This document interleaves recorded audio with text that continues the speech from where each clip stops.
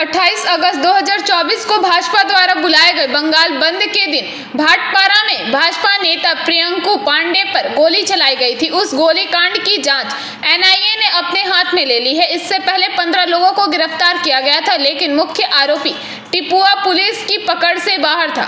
वह अलग अलग जगहों पर भाग रहा था। भाटपारा पुलिस ने आज उसे उसके घर से गिरफ्तार कर लिया। भाटपारा के भाजपा नेता प्रियंकू पांडे ने कहा कि দেখুন এনআইএ সেন্ট্রাল গভর্নমেন্টের একটা এজেন্সি।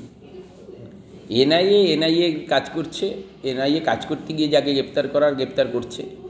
বাট সঙ্গে সঙ্গে এটাও জেনে রাখা দরকার, অতীত অভিজ্ঞতা আমাদের কাছে খুব একটা সুখকর নয়। সিবিআই, এনআইএ, ইডি এই এজেন্সিগুলো নিজের কর্মকাণ্ডের মধ্য দিয়ে প্রমাণ করেছে এগুলো ভারতীয় জনতা পার্টির শাখা সংগঠনে পরিণত করেছে নিজেদেরকে। সেই জন্য এই ব্যাপারে আমাদের খুব একটা বলার কিছু নেই। এনআইএ কাজ করছে, এনআইএ যাকে মনে করছে গ্রেপ্তার করছে। যে এই যাকে ধরেছে এই টিপু আছে নাকি শাসক দলের ছত্রছায়া ছিল, শাসক দলকে আড়াল করে রেখেছে।